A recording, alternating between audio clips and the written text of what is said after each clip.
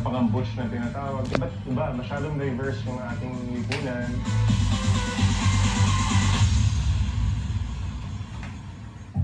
Kamakailan lang, naging mainit na usapin pa nga ang diskriminasyong naranasan di umano ng reigning Miss Gay Manila at trans Pinay activist na si Trixie Maristela sa isang bar sa Taguig.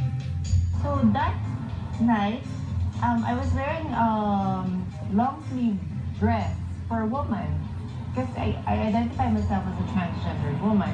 And apparently, ang sabi nung security personnel, I'm not dressed appropriately kasi I'm not dressed as I am. So sabi niya kasi, hindi po kayo naka-close shoes kasi bawal po sa males according to your ID. Nakalagay po dito na male kayo. So, bawal po yung naka-heels, dapat po naka-close shoes kayo.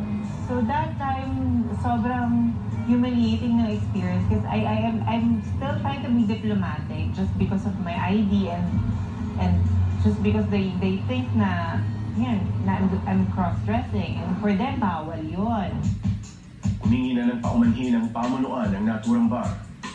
Pero para sa LGBT community, sinasalamin lang nito ang tila kakulangan pa rin sa tamang pag-unawa ng lipunan sa katauhan at pagkakakilanlan ng mga tinatawag na transgender. When we say transgender, it's more of an identity. It's like being a man and a woman. When you say a transgender person, isang tao na nag-transition siya from one gender to another. Hindi ka na lalaki, babae na. Oo, babae.